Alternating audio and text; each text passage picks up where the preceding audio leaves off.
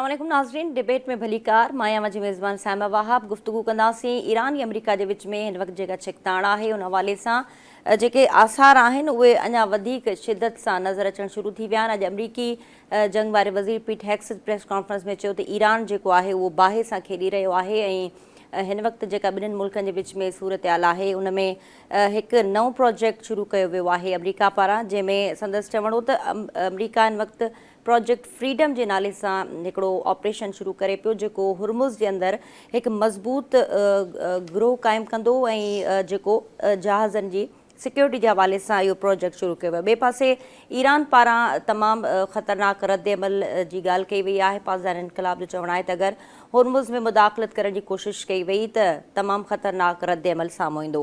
नाज़रीन, जंगबंदी तोड़ जो ॿिन्हिनि मुल्कनि में बरक़रार आहे, उनजे बावजूदि छिकताण बि नज़र अची रही आहे। हुरमुज़ जे हवाले सां ॿई धुरियूं हिकु भेरो ॿीहर छिकताण जी तरफ़ वधी रहियूं आहिनि ऐं अमरीकी सदर जो बि इहो चवणु आहे त हू ईरान खे दुनिया जे नक्शे तां मिटाए छॾींदो। अमरीकी सदर मुख़्तलिफ़ वक़्तनि ते अहिड़े क़िस्म जूं धमकियूं अॻु बि ॾींदो रहियो आहे। ईरान ऐं अमरीका जी जंग बंदी हिकिड़े पासे, ॿिए पासे इसराइल बि हिन वक़्तु लबनान ते हमला करे रहियो आहे ऐं हिज़बुल्लाह जा जेके ठिकाणा आहिनि उन्हनि खे निशानो बणाए पियो वञे।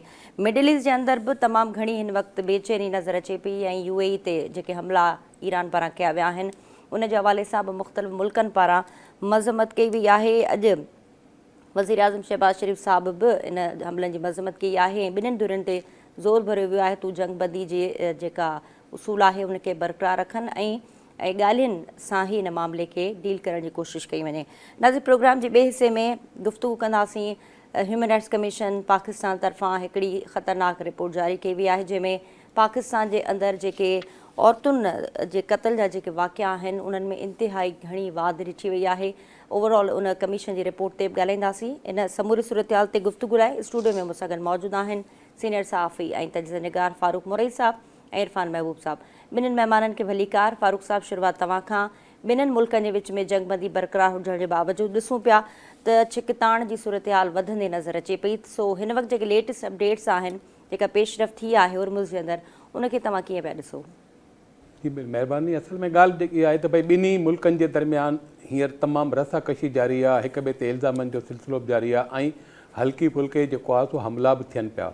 हाणे तव्हां इहो ॾिसो त भई जेको आहे सो अमेरिका जे तरफ़ां आबनाए हुरमुज़ में 2 सिविलियन जेको आहे बोट्स आहिनि उन्हनि ते जेको आहे सो हमिलो कयो वियो, जंहिंमें 5 ईरानी मीडिया जे मुताबिक़ जेको आहे 5 शहरी मारिजी विया आहिनि, जेके मतिलबु सिविलियन आहे, उन्हनि जो फ़ौज सां को बि तालुक़ु कोन हो। इहा जेका बोट्स हुयूं इहे ओमान जो जेको पंहिंजो साहिली इलाइक़ो आहे इहो हसब, उतां जेको आहे सो इहे सामान ऐं जेको आहे मुसाफ़िर खणी ईरान जी तरफ़ अची रहियूं हुयूं, उनखे जेको आहे निशानो बनाए वियो ऐं इन ॻाल्हि ते उन्हनि जेको आहे शदीद रद्द अमल कयो। उन में जेको अल जज़ीरा जो जेको TV आहे उनजो चवणु आहे त भई जेको इहो हले पियो जेको ऑपरेशन जेको आहे प्रोजेक्ट जेको आहे फ्रीडम आहे उनजो हिसो करार ॾेई अमेरिका जेको आहे इन ते हमिलो कयो आहे। उन में इहो बि शामिलु आहे त भई जेके पासदारनि जो जेके स्पीड बोट्स आहिनि उहो सम्झी हमिलो कयो वियो आहे। जॾहिं त ॿिए पासे जेको आहे अॼु जेको आहे UAE इहो चयो पंहिंजो जेको हमिलो थियो आहे उनजे जेको तेल जे मैदान ते जेको तेल जो जेके आहिनि पंहिंजो कारखाना आहिनि उन्हनि ते हमिलो थियो आहे, उन में जेको आहे सो हुननि जी जेको आहे जिन मुल्कनि उन हमले जी मज़म्मत कई आहे त उन UAE उन जो शुक्रियो अदा कयो आहे।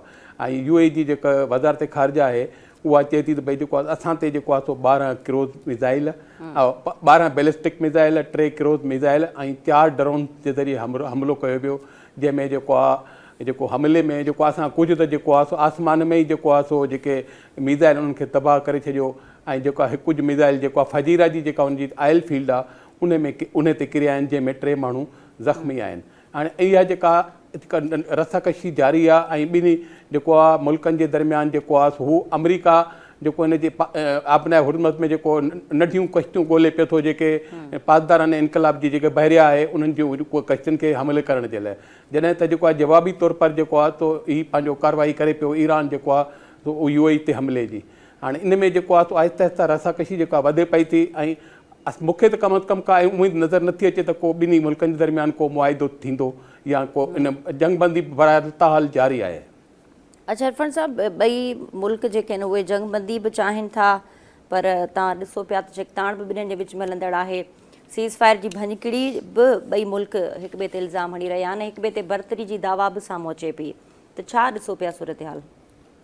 ॾिसो, सभ खां अवल त कुझु शयूं आहिनि जेके पाण खे सम्झणियूं पवंदियूं। नंबर 1 त हीअ जेका छिकताण आहे इन जी शुरूआति अमेरिका कई हुई। त जंग जेका अॼु सूधो हल्की फुल्की पोज़ीशन में मौजूदु आहे उन जी चूंड अमेरिका कई आहे ऐं हेल ताईं जेके बि कार्रवायूं थी रहियूं आहिनि ईरान जी तरफ़ खां उहे सिर्फ़ु ऐं सिर्फ़ु सेल्फ डिफेंस तौरु थी रहियूं आहिनि। नंबर 2, अमेरिका 40 ॾींहंनि जी जंग विढ़ी ईरान जे ख़िलाफ़ु अमेरिका खे छा हासिलु थियो? ॻाल्हियूं अल्टीमेटली करणियूं पियूं त मामलात जेके आहिनि उहे ॻाल्हियुनि ज़रिए निबेरियूं। इन जंग खां पहिरियां छा सूरत हाल हुई? पहिरियां बि ॻाल्हियुनि ते ज़ोर हुयो ऐं मुख़्तलिफ़ मुल्कनि में या दौरनि में ॻाल्हियुनि जा सिलसिला हलंदड़ हुआ ऐं इहे ई ख़बरूं पिया आहियूं त तमामु अहम अॻुभराई थी आहे ईरान सां, मामलात सिधी डायरेक्शन में पिया वञनि ऐं असीं मुआदे जे वेझो पहुची वेंदासीं। पर उनजो नतीजो छा निकितो त अञा ॻाल्हियुनि जे मेज़ ते ॿई धुरियूं वेठियूं हुयूं, पोयां अमेरिका ईरान ते हमिलो करे छॾियो। हाणे हिन जंगबंदीअ खे महीनो थी वियो आहे। हिन महीने जे अंदरि अमेरिका खे छा मिलियो आहे? हिकु त आलमी सतह ते जेका क्रेडिबिलिटी हुई अमेरिका जी, सुपर पावर हुअण जो हिकिड़ो जेको तासुरु हुयो हिन जो, उन मां हवा निकिरी वई आहे, उहो मुकमिल तौर ते ख़तमु थी वियो आहे त भई अमेरिका हाणे सुपर पावर न रहियो आहे।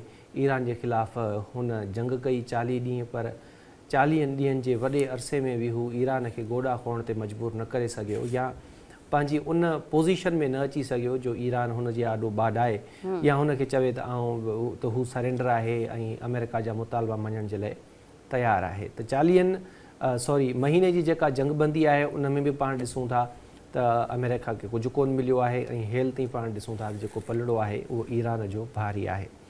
3 नंबर ॻाल्हि इहा आहे त आबनाए हुरमज़ जेको शुरूअ में ईरान खोलण जो ऐलान कयो, बाद में सदर ट्रंप चयो त भई मां ईरानी बंदरगाह जी नाकाबंदी कंदुसि ऐं चौकीदार थी बीह रहियो आबनाए हुरमज़ जे ॿाहिरियां त ईरान जो को बि जहाज़ अंदरि न ईंदो, ईरान जो को बि जहाज़ ॿाहिरि न वेंदो। इन ते हल्कियूं फुल्कियूं जेके झड़पूं आहिनि उहे थींदियूं रहियूं। इन खां पहिरियां तव्हांखे यादि हूंदो त सदर ट्रंप बाडाईंदो रहियो पंहिंजे इतिहादियुनि जे आॾो, उन्हनि खे मिनथूं ऐलास कंदो रहियो त वारो कयो आबनाए हुरमज़ खोलियूं, पाण गॾिजी करे खोलियूं। वरी कॾहिं जीअं ताना ॾिनियूं आहिनि पोड़ियूं मायूं, सॉरी टू से, पर उन्हनि वांगुरु त भई मां छो खोलरायां, तव्हांजे इस्तेमाल में आहे, मुंहिंजो को तालुक़ ई कोन्हे, तव्हां पाण वञी खोलरायो, जंहिंखे तव्हां पंहिंजो जहाज़ गुज़ाराइणो आहे उहो वञी उन खोलराए। बहरहाल इन्हनि मुख़्तलिफ़ ॻाल्हियुनि इनकार ऐं इक़रार खां पोइ हाणे वरी सदर ट्रंप ओचितो ऐलान करे छॾियो आहे त ऑपरेशन फ्रीडम जो, जंहिंजो मक़सदु छा आहे? जंहिंजो मक़सदु आहे हिकु त जवाज़ मिली वियो अमेरिका खे, हीअ जेका ईरानी बंदरगाहनि जी नाकाबंदी, इहो हिकिड़ो जवाज़ मिली वियो।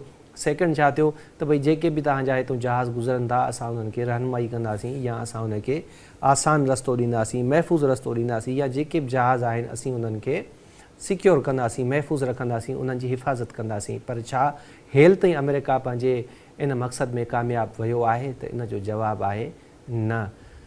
आबनाए हुरमज़ हिन वक़्तु उनजी जेका पोज़ीशन आहे या हिन वक़्तु उनजो जेको स्टेटस आहे उहो डिस्प्यूटेड आहे। अमेरिका खणी कहिड़ियूं बि ॻाल्हियूं करे, पर ईरान जो हुरमज़ ते हिन वक़्तु मुकमिल तौरु कंट्रोल आहे ऐं उते गारूं आहिनि, उते सुरंगूं विछायल आहिनि। अमेरिका खणी केॾियूं बि दावाऊं करे, पर कहिड़ो मुल्क चाहींदो त हुनजो जेको करोड़े डॉलरनि जो या अरबे डॉलरनि जो जहाज़ आहे उहो अहिड़ी सूरत हाल मां हुरमज़ मां गुज़रे जंहिंजी काई गारंटी कोन्हे का।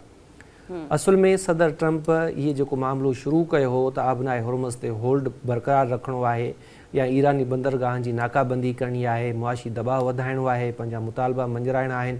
हाणे उन शइ में हू फेल थी वियो त हाणे हिकिड़ो नओं रिंगट हुन स्टार्ट कयो आहे त ऑपरेशन फ्रीडम असां स्टार्ट कयूं था। मुख़्तलिफ़ मुल्क आहिनि जिन खे हुन दावत ॾिनी आहे, ॾखिण कोरिया इन ते गौर वीचार कयो पियो ऐं इन जे नतीजे में हल्कियूं फुल्कियूं जेके झड़पियूं थियूं उहे तव्हां ॾिसो त हिन वक़्तु किथे पहुची चुकियूं आहिनि। हीअ जेका जंगबंदी आहे उहा हाणे पंहिंजे हसास तरीन फेज़ में दाख़िल थी चुकी आहे। रोज़ सदर ट्रंप जूं नयूं धमकियूं आहिनि, ईरान खे ख़तमु करे छॾींदुसि, इन करे ॿिए पासे वरी दावा कहिड़ी थी थिए त ईरान सां जेके हाकारी ॻाल्हियूं आहिनि उहे असांजूं हलंदड़ आहिनि ऐं नतीजा ॾींदड़ ॻाल्हियूं हलंदड़ आहिनि। सो मूंखे हिन वक़्तु जीअं फारूक साहिबु चयो न, कोन थो लॻे की कंहिं मुआदे ते पहुची सघंदासीं, त हाणे त मूंखे बि 100% ईअं महसूसु थी रहियो आहे त सदर ट्रंप जी कंहिं क़िस्म जी काई दिलचस्पी कोन्हे का त हीअ जेका छिकताण आहे इहा कंहिं तरीक़े सां बंदि थी वञे। पहिरियां हुन ॿाराणकी कई, हाणे वरी हू पंहिंजी ज़िद ते आहे जंहिंजा नतीजा आलमी मईशत ते दबाव जी सूरत में असां सभिनी जे साम्हूं अचनि पिया ऐं मुंहिंजो ख़्यालु आहे त हिन मामले में जेसीं ताईं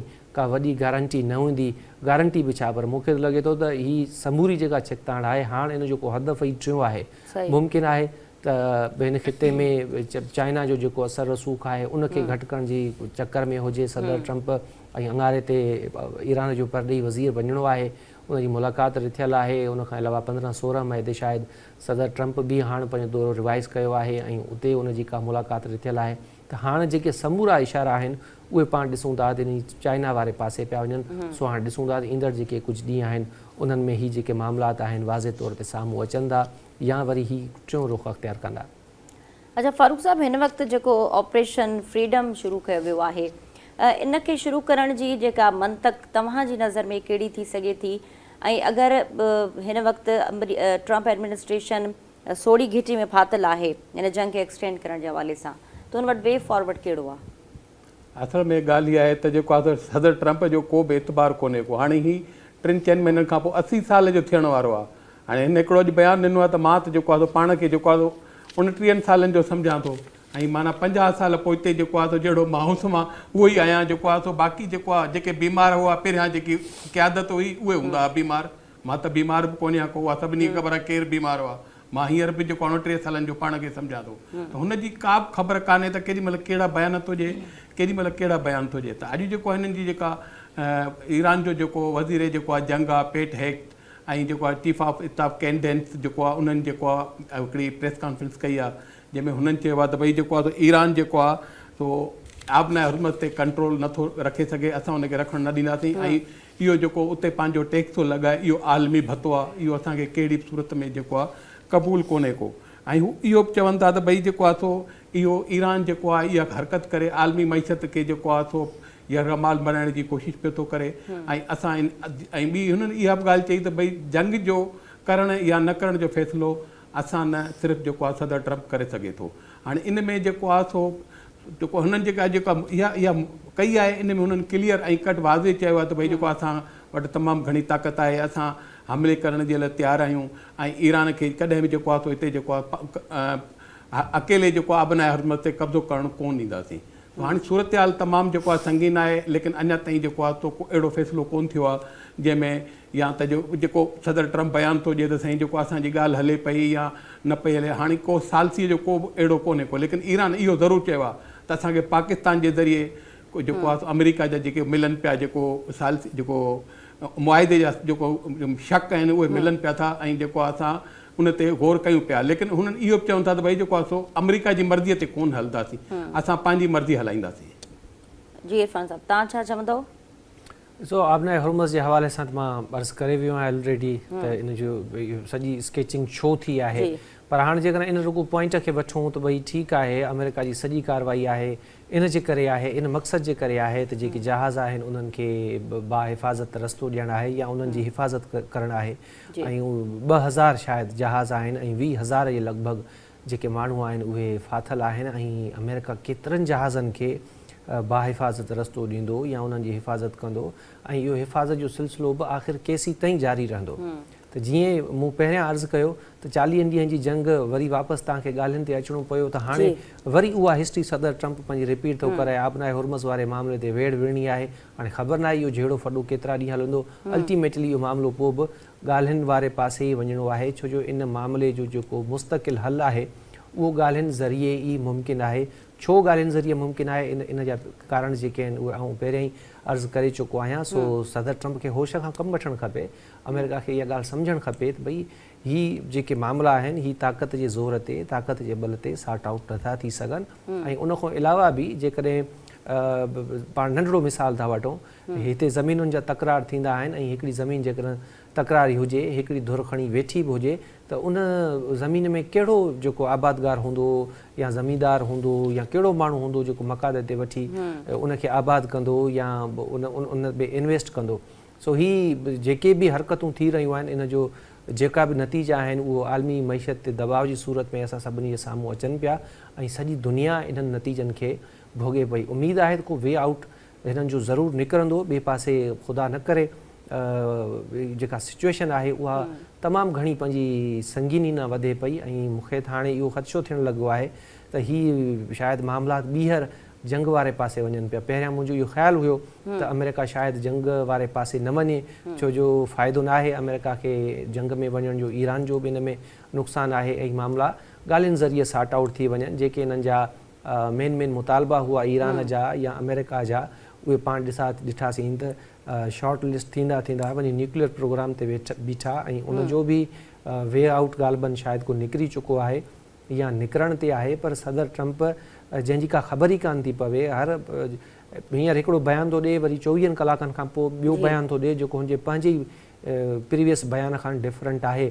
सो हाणे जेके हालतूं आहिनि उहे ख़ुदा न ख़्वास्ता मूंखे ईअं फील थी रहियो आहे त इहे मामला ॿीहर जंग तरफ़ वञनि पिया ऐं आबनाए हुरमज़ तां हीअ जेका चिकताण आहे इहा जंग बंदी खे मुकमिल तौर ते खाई वेंदी।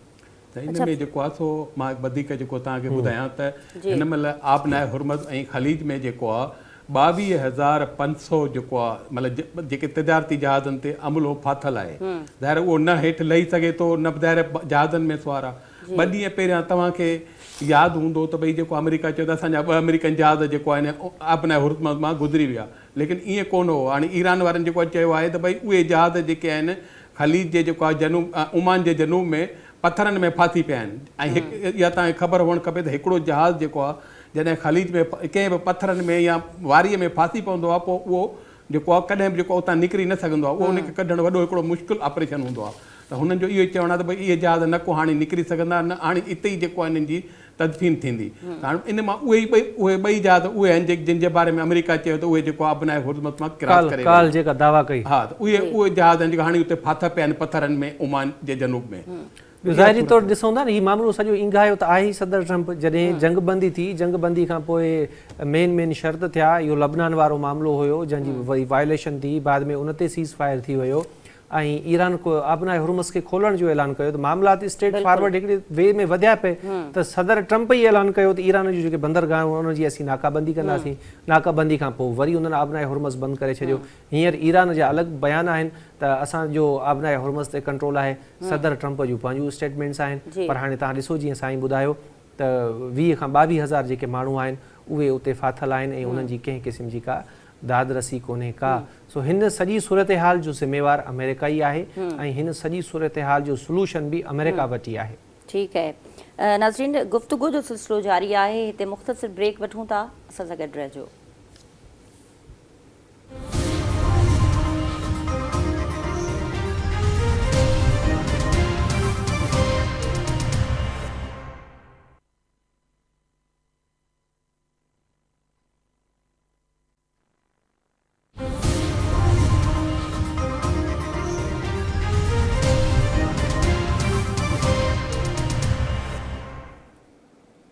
नाज़रीन, डिबेट में हिकु भेरो ॿीहर भलीकार गुफ़्तगू हलंदड़ आहे। अमरीका ऐं ईरान जे विच में हिन वक़्तु छिकताण वारी सूरत हाल आहे ऐं तमामु संगीन सूरत हाल मां हिन वक़्तु दुनिया गुज़री रही आहे। उन जा कहिड़ा असर दुनिया ते हिन वक़्तु बि पइजी रहिया आहिनि ऐं हिन वक़्तु अमरीकी सदर पारां जेको ईरान जे दौरे जी ॻाल्हि कई वञे थी, उन दौरे जी केतिरी वॾी अहमियत आहे हिन जंगी सूरत हाल में, हिन ते गुफ़्तगू कयूं था। फारूक साहब, अमरीकी सदर चए थो त हू मुंतज़िर आहे शी जिनपिंग सां मिलण जे लाइ। हिन मुलाक़ात जी एजेंडा तव्हांजे मुताबिक़ छा हूंदी? छा हिन में ईरान जे जेका डील थियण वञे पई उन ते बि डिस्कस थींदा मामला, ऐं चाइना हिन सॼी सूरत हाल में अमरीका खे को सेफ एग्ज़िट कढी ॾेई सघंदो? मां तव्हांखे हिकिड़ी ॻाल्हि ॿुधायां त अॼु जेको आहे सो हिन ईरान जो जेको वज़ीर ख़ारजा आहे अब्बास इराक़ची, उहो चाइना पहुचंदो ऐं उन में जेको आहे सो चाइना सां जेको आहे सो जेको पंहिंजो हम मनसब आहे उनजो जेको वज़ीर ख़ारजा उन सां मुलाक़ात कंदो। इहो बि शायदि इन जेको हिसो आहे इन जेको अमेरिकन सदर जे जेको दौरे खां पहिरियां हू चाइना खे जेको आहे मुतमइन करणु चाहींदो। पंहिंजा जेके हुन जा मामला हूंदा अमेरिका सां, उन जेके अंदरूनी मामलात आहिनि या जेके ईरान जो मसइलो आहे उहो जेको आहे चाइना सां डिस्कस थींदो। मां इन मां अंदाज़ो लॻाए सघिजे थो त जेको आहे सो ईरान बि इन सिलसिले में जेको आहे सो सरगर्म आहे, ताकी जेको आहे सो इन अमेरिकन सदर जे दौरे खां पहिरियां जेको आहे सो ईरान जो जेको मौक़िफ़ आहे उहो चाइना खे वाज़े कयो वञे ऐं तमामु सूरत हाल जेको आहे सो उन चाइना खे जेको आहे ॿुधाई वञे। ऐं उन में इन खां इहो बि आहे त भई चाइना सिर्फ़ु न आहे, हुन रशिया सां बि जेको आहे ॻाल्हि ॿोल कई आहे। हींअर चाइना विच में पियो आहे, उन चाइना जा बि बयान आया आहिनि ऐं उन खां अलावा जेको आहे रूस बि जेको आहे सो हींअर ईरान जे तरफ़ आहे ऐं खुली मतिलबु जेको आहे ॻाल्हि करे थो रूस बि ऐं चाइना बि। भई हालांकि चाइना वॾी तकलीफ़ में आहे छो जो हू स्टेक होल्डर आहे, जेको हुनखे जेको तेल हितां मिले थो हिन आबनाए हुर्मज़ मां सभिनी खां वधीक परेशान जेको ज़ाहिर आहे उन चाइना जे लाइ आहे। लेकिन रूस जो को मसइलो कोन्हे, रूस वटि त पंहिंजो तेल आहे जेको आहे चाइना आहे, लेकिन चाइना वरी बि जेको आहे सो इन जी ईरान जी हिमायत कई आहे त भई जेको आहे सो जेको अमेरिकन जेको इन ते पाबंदी ख़तमु करे जेको घेराव कयो वेठो आहे, नाकाबंदी आहे उनखे ख़तमु करे जॾहिं त जेको आहे ईरान पहिरीं वाज़े कयो आहे त भई असां खोलियूं था लेकिन इहा नाकाबंदी ख़तमु कई वञे। लेकिन सदर ट्रंप बज़ाहिर उहो ई सम्झे थो भई जेको आहे सो हमले करण खां सुठो आहे त मां जेको आहे हिन जी जेका मुआशी जेको घेराव कयां ईरान जो ऐं उहो इन बमबारीअ खां या हमले खां वधीक हुनखे जेको आहे सुठो लॻे थो जेको आहे त भई इहो इन में ईरान परेशान थिए थो। जी इरफान साहब, तव्हांखे कीअं थो लॻे हीउ दौरो केतिरो अहम आहे ऐं हिन सूरत हाल में शी जिनपिंग का डिमांड बि करे सघे थो अमरीकी सदर खां? बिल्कुलु ही जेका मुलाक़ात थींदी उहा अहमियत जोगी हूंदी ऐं यकीनन इन में मुख़्तलिफ़ जेके अहम मामलात आहिनि उहे बहस हेठि ईंदा। ईरान वारे मामले ते बि ज़रूरु बहस थींदी, इन ते बि ॻाल्हि ॿोल थींदी। अमेरिका जेकॾहिं पाण खे सुपर पावर सम्झे थो या इहा हक़ीक़त बि आहे त अमेरिका सुपर पावर आहे, पहिरीं आलमी मुआशी ताक़त आहे त चीन वरी ॿी आलमी मुआशी ताक़त आहे। ऐं सदर ट्रंप जी फ़र्ज़ु करे था वठूं जेका एजेंडा आहे हिन छिकताण खां पोइ जेके ॻाल्हियूं हलनि पियूं त ही समूरो जेको मामिलो आहे या समूरी जेका छिकताण आहे रुगो इन करे कयो वियो आहे त जीअं हिन ख़िते खे डिस्टर्ब रखिजे ऐं इन डिस्टर्बेंस खां पोइ चीन जी जेका मईशत आहे उहा बि डिस्टर्ब थिए ऐं उनजे लाइ ईरान जी चूंड कई वई। पर बज़ाहिर पाण खे इहे शयूं नज़र कोन थियूं अचनि। हा ज़रूरु कुझु न कुझु ॾुखियायूं ज़रूरु थियूं हूंदियूं चीन खे, पर एॾी सतह ते बि कोन थियूं हूंदियूं जो हू अमेरिका जे साम्हूं गोॾा खोड़े। सदर ट्रंप ॻाल्हि कई आहे गुज़िरियल ॾींहुं त भई चाइना सां जेको फॾो आहे या जहिड़ो छिकताण उहा सही न रहंदी ऐं बहितरु आहे त उन सां जेके लाॻापा आहिनि उहे असीं दुरुस्त कयूं। सो हाणे जेकॾहिं इन्हनि जा अंदरूनी मामलात आहिनि ख़ासि तौर ते हिन एशियाई मंडी जे हवाले सां उहे जेकॾहिं हिननि जा पाण में सार्ट आउट थी था वञनि त पोइ मुमकिन आहे त हीउ जेको ईरान वारो मामिलो आहे इनखे बि तव्हां सार्ट आउट थींदे ॾिसो ऐं हिन मां बि तव्हां ॾिसंदो त अमेरिका बासानी निकिरी वेंदो ऐं ईरान सां जेके मामलात आहिनि सेट थी वेंदा। पर इन में वक़्तु लॻंदो ऐं वक़्तु बि चङो मोचारो लॻी सघे थो छो जो 50 सालनि जो तकरार आहे या 50 सालनि जा रिज़र्वेशन्स आहिनि, ख़दशात आहिनि, बेतमादी जो वक़्तु आहे। 50 साल तमामु वॾो वक़्तु आहे ऐं इहे मामलात हिकदम में सार्ट आउट नथा थी सघनि। ऐं हींअर ताईं पाण जेके बि ॻाल्हियूं ॿुधूं था त उहे फ़िलहालु त अमेरिका चवे थो त मूंखे ॾियो, छा ॾियो, न्यूक्लियर प्रोग्राम ख़तमु कयो, मिज़ाइल टेक्नोलॉजी ख़तमु कयो, प्रॉक्सीस ख़तमु कयो, होर्मज़ तव्हां पंहिंजो कंट्रोल हटायो। त हाली जेका बि शइ आहे सदर ट्रंप जी उहा घुरे थो ॾियो। पर अञा त इहे ॻाल्हियूं साम्हूं न आयूं आहिनि त अमेरिका ईरान खे छा ॾेई सघे थो या इन्हनि सभिनी ॻाल्हियुनि जे बदिले में अमेरिका ईरान खे छा ॾिनो। त मुमकिन आहे त बैकडोर चाइना इन में हुजे किथे न किथे, छो जो अब्बास अरागची साहब खे वञिणो आहे, उहो अंगारे ते चाइना वेंदो ऐं मुमकिन आहे सदर ट्रंप जे दौरे खां पहिरियां ई इहे जेके मामलात आहिनि उहे सेट थी वञनि ऐं जॾहिं ट्रंप सां चाइना जो सदर इन मामले ते ज़िक्र छेड़े त उते इहे शयूं हतमी मरहले में दाख़िल थी वञनि ऐं पोइ जीअं पाण वटि रस्मी हिकिड़ी कार्रवाई थींदी आहे उहा हले, पोइ उहा 15 ॾींहंनि जे लाइ हले या महीने जे लाइ हले। सो यकीनन इहा हिकिड़ी इम्पॉर्टेंट मुलाक़ात आहे। हाणे ॾिसूं था त इन मुलाक़ात खां पोइ हिन जेका छिकताण आहे या हिन ख़िते जो ख़ासि तौर ते जेको मंज़रनामो आहे उहो कीअं थो बीहे। अच्छा फारूक साहब जी, इहा ॻाल्हि तव्हांखे ॿुधायां त भई जेको आहे सो मुआशी तौर ते जेको आहे न जेको चाइना आहे, तव्हां इहो अंदाज़ो लॻायो पाकिस्तान जो दोस्त मुल्क आहे, लेकिन इंडिया में बि पाकिस्तान में बि ख़लीजी मुल्कनि में बि हता के अमेरिका ऐं जापान में बि जेको आहे सो चाइना जी जेके प्रोडक्ट्स आहिनि उहे जेको आहे वञनि थियूं। ज़ाहिर आहे हीउ जेको मसइलो थियो आहे उन खां पोइ ज़ाहिर आहे चाइना जी बि जेका मुआशी सूरत हाल आहे या जेको उते हुननि जो जेका पैदावार आहे जेके हू शयूं उते ठाहिनि था, मुंहिंजे ख़्याल सॼी दुनिया में हींअर जेको आहे जापान खां वधीक पावरफुल जेको आहे सो ज़ाहिर चाइना आहे। हर जॻह ते तव्हां जेका शइ खणी ॾिसंदो त मेड इन चाइना आहे। त उन में जेको आहे ज़ाहिर चाइना ते बि ज़ाहिर असरु पियो आहे।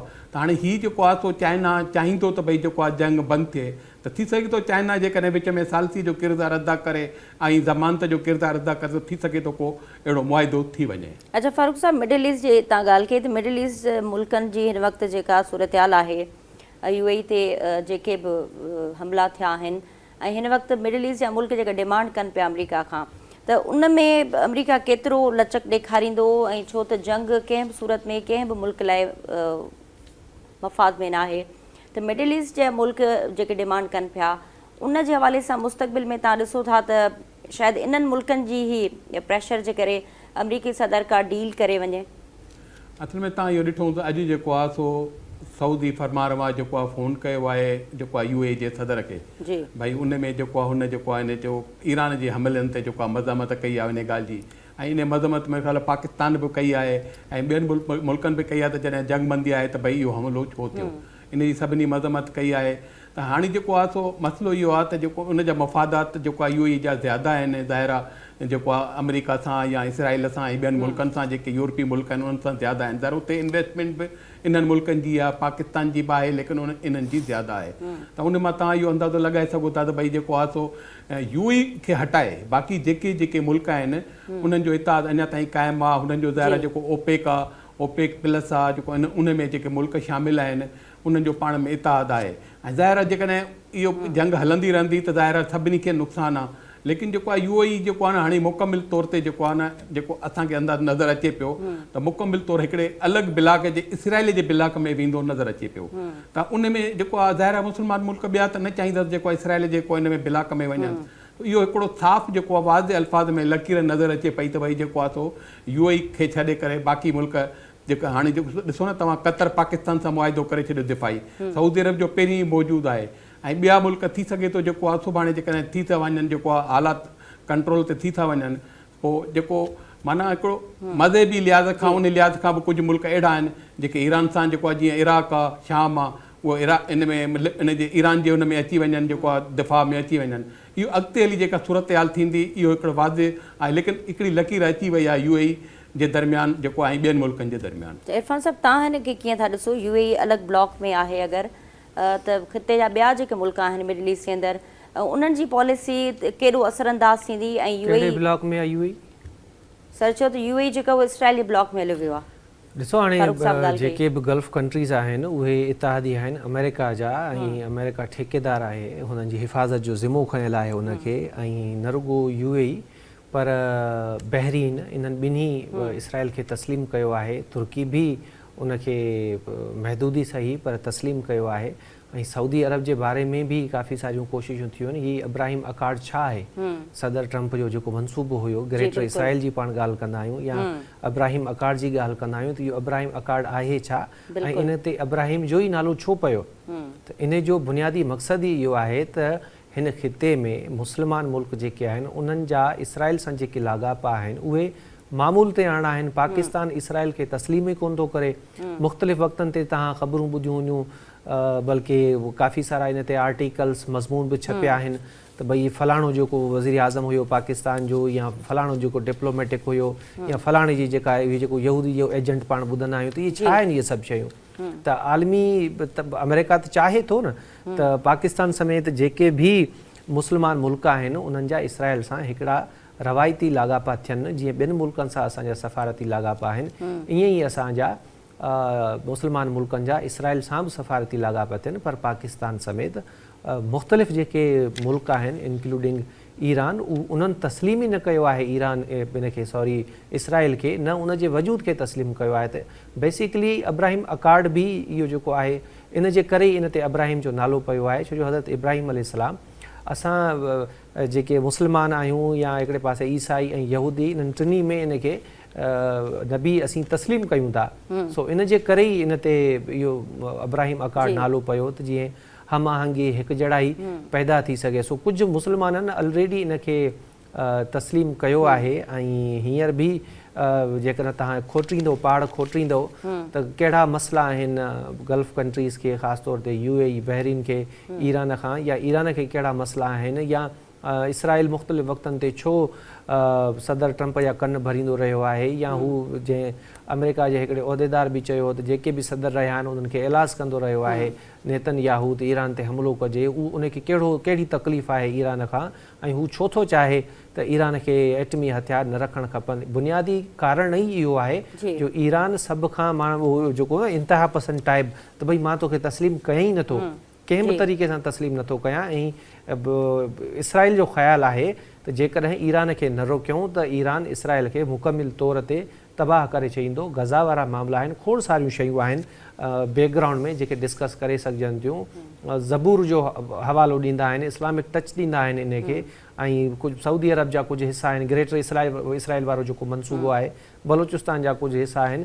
इहे वॾा ड्रिघा हिकिड़ा मामला आहिनि जंहिं ते पाण ड्रिघी बहस करे सघूं था। सो ऑलरेडी पाण ॾिसूं था त इहे जिन मुल्कनि जा मूं नाला ॻणाया इहे अमेरिका सां गॾु आहिनि, ऐं इन्हनि मां कुझु जेके आहिनि उन्हनि इसराइल खे तस्लीम बि कयो आहे, उन्हनि जा सिफ़ारती लाॻापा बि आहिनि, ऐं माज़ी में इहे कोशिशूं थींदियूं रहियूं आहिनि त जेके बाक़ी मुस्लमान कंट्रीज़ आहिनि उन्हनि खे बि कंहिं न कंहिं तरीक़े सां इन मामले ते राज़ी कजे। बाक़ी अलाए कहिड़ी डिमांड आहे गल्फ कंट्रीज़ जी अमेरिका खां, जेकॾहिं इहा डिमांड रुगो इन जे करे आहे या इहा डिमांड आहे त ईरान खे मुकमिल तौर ते ख़तमु करिणो आहे, उनजी हर सलाहियत खे ख़तमु करिणो आहे, उनजी प्रॉक्सीज़ खे ख़तमु करणियूं आहिनि, त इन जे पोयां बि पस मंज़र इहो ई मिलंदो आहे मूंखे। बिल्कुलु ठीकु आहे। नाज़रीन, प्रोग्राम जे हिन हिसे में गुफ़्तगू कंदासीं। Human rights commission of Pakistan पारां हिकिड़ी रिपोर्ट जारी कई वई आहे 2025 जी, जंहिंमें पूरे मुल्क जे अंदरि जेके वाक़िया आहिनि उन बाबति रिपोर्ट हिकिड़ी जामे ॾिनी वई आहे, जंहिंमें सिर्फ़ु 470 औरतूं जेके आहिनि सिर्फ़ु गैरत जे नाले ते क़त्ल थियूं आहिनि। इन खां अलावा रिपोर्ट में इहो बि ॼाणा वियो आहे त ॿारनि ते जेके तशदुद जा वाक़िया आहिनि उहे 3600 रिपोर्ट थिया आहिनि। त ओवरऑल जेका हीअ रिपोर्ट आहे उहा तमामु हिकिड़ो ख़ौफ़नाक मंज़र पेश करे रही आहे। पाकिस्तान जे चइनी सूबनि जे अंदरि औरत हुजे या ॿार हुजे, उन ते जेके थींदड़ वाक़िया आहिनि उहे ॾींहों ॾींहुं वधनि पिया, ऐं इन वाक़ियनि में जेको औरतुनि ते तशदुद जा वाक़िया आहिनि उनमें 25% वाधि ॾिठी वई आहे 2025 में। त सूरत फारूक साहब तमामु ख़तरनाक आहे, ऐं छिरकाईंदड़ अंग अखर साम्हूं अचनि पिया। कीअं ॾिसो पिया हिन वक़्त ताईं इन में फैक्टर्स कहिड़ा ॾिसो पिया, जेका शिदत असां ॾिसूं पिया इन्हनि वाक़ियनि में, त बुनियादी कारण कहिड़ा तव्हांजे नज़र में आहिनि जंहिंजे करे इहे वाक़िया वधिया आहिनि? ज़ाहिर आहे तव्हां इहा शुरूआती तव्हांखे ख़बर आहे त जेको हिते सिस्टम जेको असां वटि जेको आहे जागीरदारी सिस्टम आहे, ऐं जेको आहे उनखां अलावा जेको आहे जहालत बि आहे, ऐं ॿिया बि जेको आहे घणा जेका ज़ाहिर आहे जेकॾहिं पढ़ूं नथा पढ़नि, जाइल आहिनि या जिन खे जेको आहे इन ॻाल्हि जी, ऐं इहे पाण खे जेको आहे जेको सम्झनि था त भई जेको असां इहो करे जेको आहे तमामु जेको आहे पंहिंजो नक ऊचो करे हलंदासीं, ऐं उनखां अलावा बाद इन में जेको आहे तक़रीबन जेको आहे न 10% छॾे बाक़ी जेके वाक़ियात हूंदा आहिनि उन में जेको औरत जो को कसूर कोन हूंदो आहे, जेको आहे इहे शक जी बुनियाद ते जेको आहे इहे सभु जेको आहे कार्रवायूं थींदियूं आहिनि।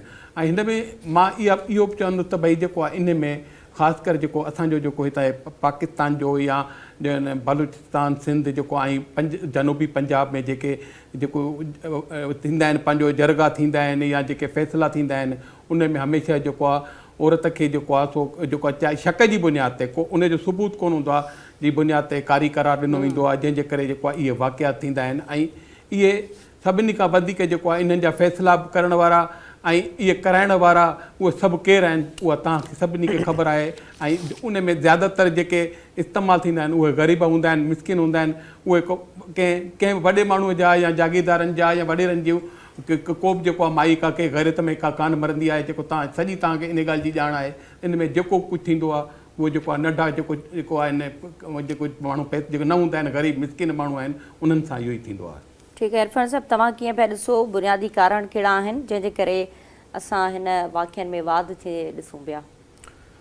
ॾिसो हाणे बुनियादी कारण तव्हांखे जहालत ई मिलंदो, छो जो हिन जो कोई बि जेको दीन आहे उहो इजाज़त कोन थो ॾिए त तव्हां कंहिंखे बि क़त्लु कयो, खणी हुनजो कारण कहिड़ो बि हुजे, हू केॾो वॾो ॾोह छो न करे, पर कंहिं फ़र्द खे इहा इजाज़त कोन्हे त हू कंहिं ते को इल्ज़ाम हणे या हुनजो फ़ैसिलो करे ऐं हुनखे क़त्लु करे छॾे।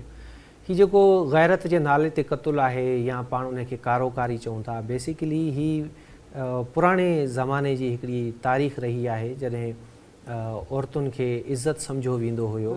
अच्छा, ही इज़त मां मुराद उहो कोन्हे त को हाणे नथो सम्झो वञे, बिल्कुलु हाणे बि उहा शइ बरक़रार आहे, पर हुन इज़त मां मुराद इहो आहे त पोइ उन वक़्तु जेकॾहिं औरत बेवफ़ाई कंदी हुई या जेको आहे सो अहिड़े क़िस्म जूं शयूं थींदियूं हुयूं, इनकार थींदो हुयो, त पोइ हू औरतुनि खे क़तलु करे छॾींदा हुआ, मारे छॾींदा हुआ। त पहिरीं हीअ त जेको सिंधियुनि सां हिन खे ॻंढण जी रिवायत आहे त सिंधी घटि मां घटि क़बीले सां इन कारोकारी वारी रस्म जो या गैरत ते औरत खे मारण वारी रस्म जो परे परे ताईं को लाॻापो कोन्हे, को तालुक़ु कोन्हे। सिंधी जेको समाज आहे या सिंधी जेको क़बीलो आहे उहो औरत जी हद खां वधीक रिस्पेक्ट कंदो आहे, एतिरी रिस्पेक्ट कंदो आहे जो उन औरत खे या न्याणी खे 7 क़ुरान जो दर्जो हासिलु आहे। हाणे इन मां ई तव्हां अंदाज़ो लॻायो त सिंधी जेको समाज आहे, सिंधी क़बीलो आहे या सिंधी जेका क़ौम आहे उहा केॾे वॾी हद ताईं औरत जी रिस्पेक्ट करे थी, औरत जी इज़त करे थी। सो ही जहालत मां शयूं निकितियूं आहिनि ऐं सिंधी जेको आहे सो शाहूकार रहियो आहे। अॼु खां 5,500 साल पुराणी जेका सिंध जी तहज़ीब आहे, मोहनजो दड़ो सकाफ़त आहे, उहा अञा आहे। इन मामले में सिंध जो माण्हू केॾो बाशऊर हुयो, जॾहिं माण्हुनि खे खाइण पीअण जी ख़बर कोन हूंदी, कपिड़ा पाइण जी ख़बर कोन हूंदी। त पहिरियां इहा शइ पाण क्लियर कयूं त घटि मां घटि सिंधी समाज सां, सिंधी क़ौम सां, सिंधी क़बीले सां हिन रस्म कारोकारीअ जो को तालुक़ु कोन्हे। हीअ पुराणे ज़माने खां हिकिड़ो जहालत वारी रस्म आहे। जीअं जीअं असांजो समाज मॉडिफाई थींदो वियो, जीअं जीअं शऊर ईंदो वियो, जीअं जीअं इल्मु ईंदो वियो, त इहे शयूं काफ़ी हद ताईं घटिजी वियूं। पर असां वटि पाकिस्तान में अॼु सूधो काफ़ी हंधनि ते इहे शयूं बरक़रार आहिनि। ख़ासि तौर ते बहराड़ी वारी सिंध में, पंजाब में इहे शयूं ॾिसण वटां मिलनि थियूं, बलोचिस्तान में इहे, सॼे पाकिस्तान में, ख़ैबर पख्तूनख्वा में पाण खे इहे शयूं ॾिसण वटां मिलनि थियूं। बुनियादी रीज़न इहो आहे त जहालत आहे। औरत खे हिकिड़ो हू सम्झनि था त भई हुनखे को हक़ु कोन्हे, हुनखे जीअण जो हक़ु कोन्हे, हुनखे पंहिंजी मर्ज़ीअ सां का शइ करण जो हक़ु कोन्हे। मिल्कियत तस्वुर कयो वञे थो। मिल्कियत बि हिकिड़ी मिल्कियत जी हिफ़ाज़त थींदी आहे न। मां त मिल्कियत बि न चवंदुसि ईअं। मिल्कियत तस्वुर तॾहिं थिए न, हाणे मुंहिंजी पेन आहे, मिल्कियत आहे, गाॾी आहे, कार आहे, घरु आहे, मां त हुनजी हिफ़ाज़त कंदुसि न। पंहिंजी मिल्कियत खे तबाह केरु कंदो आहे? त हीउ हिकिड़ो अजीबो ग़रीब कॉन्सेप्ट आहे इन्हनि माण्हुनि जो, ॼटकनि माण्हुनि जो। हीअ बि सम्झनि था त असांजी जेका इज़त आहे उहा औरत आहे। अच्छा, ॿारनि ते थोरो ॿुधाइजो त ॿारनि जा बि केसिस रिपोर्ट थिया आहिनि। इन्हनि ते पाण अचूं था त बेसिकली हीउ जेको आहे न, तव्हां माना जेका कारण पे ॿुधाया त शऊर जी घटिताई आहे, जहालत आहे। औरत जेकॾहिं माइटनि जी मर्ज़ीअ सां शादी खां जवाबु ॾिए थी या चाहे थी मां पंहिंजी मर्ज़ीअ सां शादी कंदुसि, फलाणे सां शादी कंदुसि, त उनखे क़तलु करे था छॾनि। जेकॾहिं हू घर खां ॿाहिरि थी निकिरे त बि उनखे क़तलु करे था छॾनि। जेकॾहिं हू पंहिंजी मर्ज़ीअ सां ज़िंदगी गुज़ारणु चाहे थी, जीअं हीउ रोड़ी वारो वाक़ियो थियो आहे, उन में बि हुनखे क़तलु करे था छॾनि। ऐं अॼु बि रेती समेत कुझु इलाइक़ा आहिनि जिते औरतुनि खे कारेकारी जे इल्ज़ाम हेठि क़तलु कयो वियो आहे। अच्छा, इन खां हटी करे बि हिकिड़ी इंट्रस्टिंग शइ आहे जंहिंजी शायदि माण्हुनि खे ख़बर न हुजे, जंहिंजो आउं पाण आई विटनेस आहियां, मूं पाण पंहिंजे अखियुनि सां ॾिठी आहे। सिंध ऐं बलोचिस्तान जा कुझु इलाइक़ा आहिनि जिते ही कारोकारी बिज़नेस अथव। उहो ईअं आहे त भई पंहिंजे घर वियो, पंहिंजी कंहिं बि औरत खे बंदूक खणी मारे छॾी, कंहिं पुछा कई त बाबा हे कारी हुई, ऐं उते काई पुछा गुछा कोन्हे का। सरदारी निज़ाम आहे, जागीरदारानो निज़ाम आहे, ऐं इन हवाले सां काई या पाण खणी चऊं त कानून इन्हनि मामलनि में हरकत वठे ई कोन थो। त पोइ कारी हुई, उनखे मारे छॾियूं, कंहिंसां कारी, फलाणे सां कारी, उन खां वरी पैसा था वठिजनि, लखनि जी जेका ॿोली थिए थी इन मामले में। सो इहो हिकिड़ो बिज़नेस अख़्तियार कयो वियो आहे। हाणे अचूं था त हिन मामले जी रोकथाम छो न थी सघी आहे। ऐं 400 समथिंग या 500 समथिंग था ॿुधाया त 2025 में 470 जेके औरतूं आहिनि गैरत जे नाले ते क़तलु कयूं वियूं। असांजो कानून कहिड़ो गाह खाइण वियो, उहो करे छा थो, ऐं कीअं बि हेॾियूं वॾियूं जेके औरतूं आहिनि उहे मारिजी वियूं। ऐं इहो ॾींहुं पाण, इहो जेको अंग आहे ॾींहों ॾींहुं पाण ॾिसंदो आहे वधंदो थो अचे। तव्हांखे यादि हूंदो किंदील बलोच वारो जेको मामिलो हो, उहो थियो हो, ऐं इंटरनेशनल लेवल ते हीअ जेका कारोकारी वारी रस्म आहे या ऑनर किलिंग आहे, उनखे जेको आहे सो हाईलाइट थी। ऐं उन खां पोइ गवर्नमेंट हिकिड़ी लेजिस्लेशन कई, ऑनर किलिंग में तरमीम कई। पहिरियां छा हूंदो हुयो, हाणे जेकॾहिं भाउ भेण खे क़तलु करे थो छॾे, अच्छा इहा बि आई विटनेस ॻाल्हि अथव, मुंहिंजी पंहिंजे अखियुनि ॾिठी जी ॻाल्हि आहे 15-16 साल पहिरियां। त हाणे जेकॾहिं भाउ भेण खे कारे जे इल्ज़ाम हेठि क़तलु करे छॾे थो ऐं उहो हुनजो भाउ जेल में हलियो वञे थो, त फ़रियादी केरु थो थिए? छोकिरी जो पीउ। छोकिरी जो पीउ पंहिंजी धीअ जे क़तल जी फ़रियाद दाख़िल कराए थो पंहिंजे पुट जे ख़िलाफ़।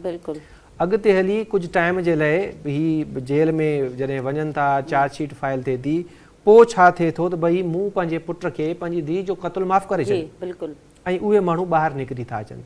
इहो ई सबबु आहे जो इन्हनि वाक्यनि में हिकु माना जहालत शऊर जी अणहूंद इहे त हूअं बि सबबु आहिनि, पर हिकिड़ो सबबु इहो बि आहे जो सज़ाऊं कोन थियूं मिलनि ऐं ठा करे माफ़ करे छॾियोसीं त माण्हू असांजो मुआशिरो छा थो चए अबा धीउ त तुंहिंजी उअं ई मरी वई, हाणे तुंहिंजो पुटु आहे उहो तुंहिंजो मरी वेंदो या उहो सॼी उमिरि जेल में बंदि हूंदो, माफ़ करे उनखे ॿाहिरि था कढनि, वरी उहो साॻियो माण्हू ॿिए क़त्ल जी तयारी थो करे, हिकिड़ो बिज़नेस थी वियो आहे।